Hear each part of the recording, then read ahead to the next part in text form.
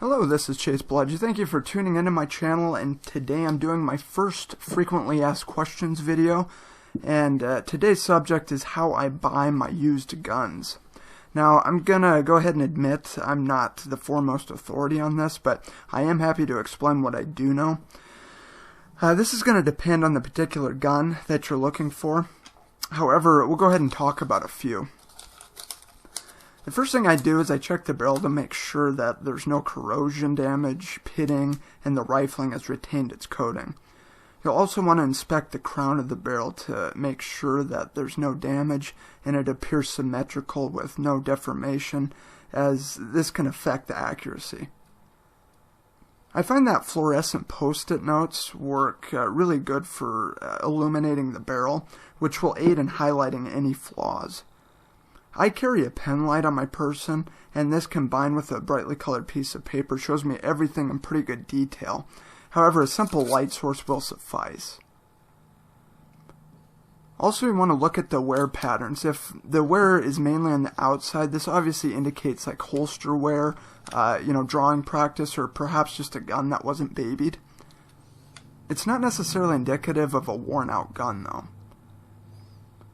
Check the wear patterns on the barrel hood, the underside of the slide, as well as any other metal-on-metal friction points of the firearm. This can give you an idea of how new the gun is. Now, obviously, this isn't an exact science due to the many variables like the viscosity of the lubrication used or, the wear resistance of that particular finish on the gun, just to name a couple. But that said, normally when you notice the coating wearing off of the barrel, it has had some rounds put through it. A word to the wise though, it's considered good etiquette to ask before you disassemble or dry fire someone else's gun. I know this kind of goes without saying, but I have seen this more often than I'd think. If it's a 1911, you can press on the barrel hood, and if there's a lot of give, that's an indication of problems. If it's a hammer fire gun, what I'll do is I'll cock the hammer back and push pretty hard to make sure that the hammer doesn't give way. If it's a semi-auto, test the empty mags by putting them in and making sure that the slide stalls to the rear. And at this time, I'll also make sure that the slide release or slide stop lever is secure and functional. If you're fortunate enough to shoot the firearm, many of these tips may be futile, but if it happens to be a semi-auto, check for consistent ejection patterns. If it is throwing brass in every direction, that can be an indication of an extractor or ejector problems. Or if the brass is hitting you in the face, it could mean the same, or you could simply be limp wristing it. Reading ejection patterns can be dubious at best and has many variables, but if you're getting forward ejection, that means that the gun is either overgassed, underspringed, or you're just running too hot of ammo. Of course, this depends on the type of gun, and when I say overgassed, I'm more referring to ARs and the like. Ideal ejection in these guns should run from about 3 to 5 o'clock. Anything beyond that, and you may have some short stroking going on. Anything before that, and it may indicate accelerated wear. Also note how far out the casings are being ejected. Now, granted, this may not be a lot of help, especially if you're not familiar with the firearm, but if it's throwing them much further out than normal, this is a good indication that the recoil spring needs replacing. If that is the case, it's really not a big deal, as they're relatively cheap and considered standard maintenance to change them about every 3 to 6,000 rounds or so, depending on the platform.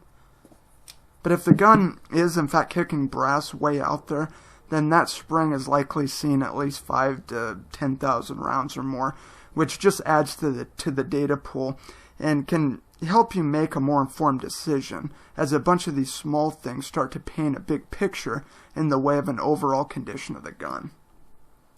I will say that I'm reasonably confident in speculating that a vast majority of guns don't see any more than, maybe a few hundred rounds in its entire life, so, that makes buying used guns a pretty good idea if you are comfortable with it. I noticed that even most of those police trade-ins are damn near new guns, which is somewhat surprising and actually a little bit disconcerting to me. In fact, that M&P 40 I reviewed was a police trade-in, and the only wear on that thing was courtesy of yours truly. If you're purchasing a revolver, you'll want to make sure the timing is on, which essentially means that the cylinder lines up perfectly with the forcing cone. So what you're going to want to do is slowly pull the trigger in with your other hand. Use your forefinger as well as your thumb, and just check the tension. Make sure that it is secure and tight and is locked up. So you may also want to check the cylinder gap to make sure that the cylinder is not lopsided and is even everywhere. Lastly, we're going to talk about sights. Now, if they're tritium, check for the brightness. If they're running dim, that's nice to know, but also it lets you know that the gun is probably at least 10 years old, or at least the sights are, as you know, that's normally about the shelf life of tritium. Now, for those who are not familiar, tritium is a radioactive gas which has a half-life of something like 12 to 12.5 years, which means that in about 6 years it'll be about half as bright as it was initially then, when it was new. It may also be worth noting that the orange tritium may last as little as about half of that of, the yellow and the green. Also, check to make sure that they're fixed securely and that there's no movement, as, a dove's tail that doesn't properly retain the sights is a total deal breaker for me. There you have it, guys. That's just a few things I look for when buying used guns. As always, if you have any questions, feel free to leave your mark down in the comment section below. Thank you all for tuning in, and until next time, this is Chase Balaji, signing off.